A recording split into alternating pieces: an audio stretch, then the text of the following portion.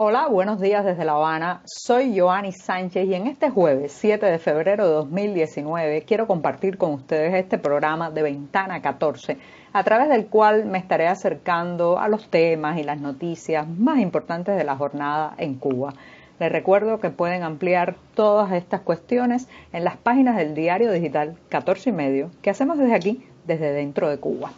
Como resumen, hoy estaré hablando sobre el comienzo de la venta de materiales de construcción a los afectados del tornado y sobre todo tratando de despejar la pregunta, ¿se cumplen los requisitos ahora para levantar casas seguras?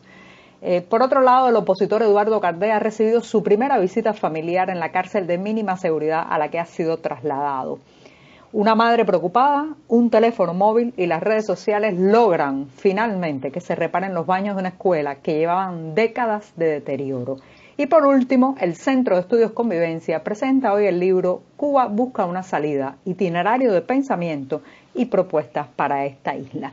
Y con eso, y mientras revuelvo y me tomo el cafecito informativo junto a ustedes, recién colado, breve, hoy está bastante amargo, pero siempre necesario, comienzo con el primer tema que tiene que ver con el inicio de la venta y la distribución de materiales de construcción para los damnificados de las zonas más afectadas por el tornado que arremetió contra la ciudad de La Habana y afectó fundamentalmente a la zona de Regla, Guanabacoa, Santo Suárez y Luyano. Pues bien, las autoridades han comenzado a hacer un registro de los afectados. Les recuerdo que más de 3.000 casas sufrieron daños entre totales y parciales y pues se ha comenzado un registro a nivel de municipio y de barrio para registrar todas estas afectaciones y las autoridades bonificarán el 50% del monto de los materiales de construcción, pero el resto tiene que pagarlo del bolsillo de la familia damnificada, algo que está creando ciertas contradicciones porque muchas de estas personas son gente de muy bajos ingresos o no tienen recursos o lo perdieron todo con el tornado. Pero hoy quiero enfocarme más bien en si estamos construyendo para el próximo desastre o se está haciendo ahora mismo una estrategia, si se está siguiendo una estrategia de construir casas que no solamente sean dignas para vivir estas familias, sino que además tengan un mínimo de seguridad y de resistencia a los vientos en un país que es frecuentemente azotado por tormentas tropicales y huracanes.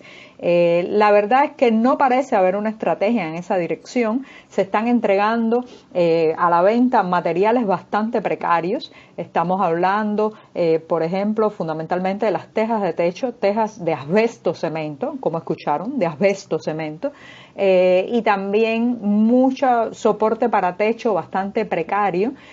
Además de eso, bueno, pues ladrillos, el acero es bastante complicado de conseguir ahora mismo, pero lo que percibo es que falta una estrategia para garantizar que estas casas se mantengan en pie a pesar de las inclemencias del tiempo. No se trata de levantar casas para llenar estadísticas y para en unas semanas poder decir que se ha cumplido en tal o más cual por ciento la reconstrucción de estas viviendas, sino también de dar algo que sea seguro y pueda mantenerse en el tiempo. Tenemos que construir para el futuro, que es algo que se ha hecho muy poco en este país. Entre las imágenes que más han sorprendido después del paso del tornado está la de edificios relativamente modernos de menos de 30 años que han perdido el techo. Son edificios que se hicieron fundamentalmente un poco antes y después del llamado periodo especial, la crisis de los años 90 en Cuba, y evidentemente no se usaron ni todos los materiales ni la cantidad de materiales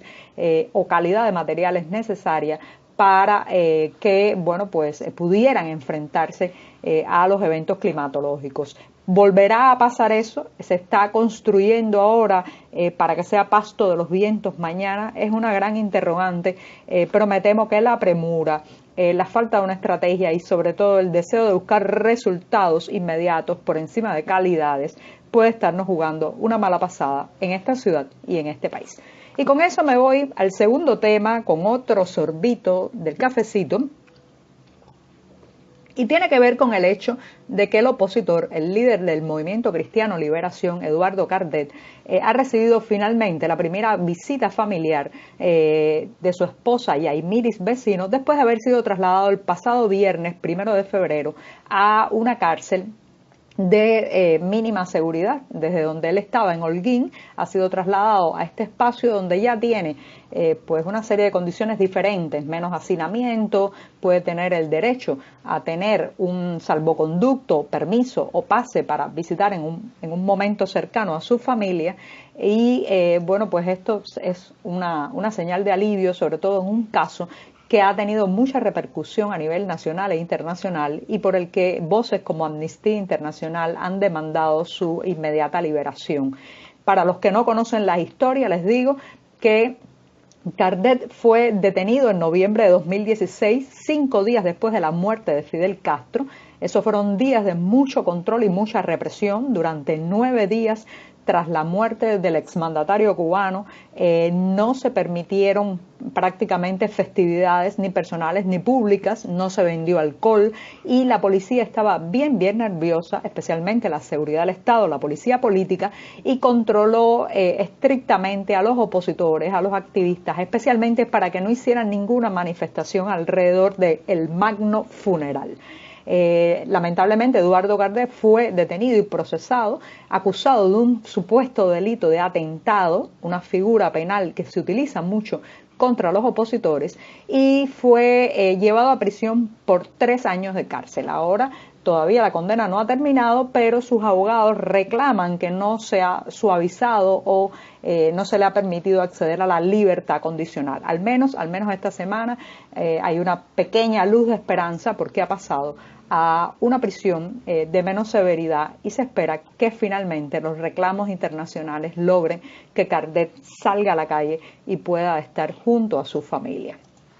Y con esto me voy a un tercer tema que tiene que ver con algo que ya habíamos hablado en esta ventana 14, esta persiana por la que me asomo a la realidad cubana, mientras además disfruto de un amargo café junto a ustedes. Y tiene que ver con el hecho de que hace unas semanas una madre preocupada, con un teléfono móvil en la mano, fotografió el lamentable estado de los baños de la escuela donde estudian sus hijas. Es una escuela en el municipio Plaza de la Revolución de La Habana, la escuela José Luis Arruñada, y ahí en esas imágenes, además del deterioro, la suciedad, veíamos también que faltaban las puertas de los servicios, que las tazas estaban congestionadas, que los niños no tenían ni siquiera agua para lavarse las manos. Y entonces esta madre publicó las fotos y, sorpresa, pocos días después llegó una comisión de el municipio de educación y han empezado una reparación capital del baño. ¿Qué quiere decir esto? Quiere decir que si cada ciudadano reporta lo mal hecho, denuncia lo que no funciona bien, vamos a encontrar una respuesta, quizás sí y quizás no. Pero lo cierto es que tenemos en nuestras manos y a través de las redes sociales una herramienta poderosa. Por primera vez podemos decirle al poder lo mal que trabaja y lo mal que está haciendo muchas cosas. ¿Escuchan o no escuchan? Ya eso será una decisión, pero por lo menos tenemos que contar. Así que a usar las redes sociales, a fotografiar todo lo mal hecho, a reclamar que se nos dé pues unos servicios mucho más dignos, sobre todo aquellos servicios que las autoridades se pavonean tanto de su gratuidad, de su presunta gratuidad, porque tienen un costo ideológico y de otro tipo bastante elevado, pero tomemos esos móviles y comportémonos como ciudadanos reclamando. Con esto y con la palabra ciudadano todavía en los labios, me voy a decir que hoy el Centro de Estudios Convivencia, que como todos saben radica en la provincia de Pinar del Río y es liderado por Dagoberto Valdés, un entrañable activista, laico cubano, presenta hoy el libro Cuba busca una salida, un itinerario de pensamiento y propuestas para Cuba. Pues sí, hay que pensar el futuro. Este es un libro que además se ha hecho entre varias manos, entre todos los que han aportado ideas. Hoy se presenta en la Ermita de la Caridad en Miami a las 7 de la noche. Espero que muy pronto pueda presentarse en Cuba también, que la censura y la intolerancia no impidan que este volumen tan necesario para el futuro del país llegue a nuestras manos. Así que ellos estarán pensando Cuba, estarán proyectando una isla, sobre todo una isla democrática, una isla inclusiva, y ahí en esas páginas encontraremos muchas respuestas. Me voy con ustedes por hoy y les recuerdo que la creatividad es la capacidad de abrir una ventana donde la puerta está cerrada. Y aquí quiero abrir la puerta completa. Muchas gracias. Hola, buenos días desde La Habana.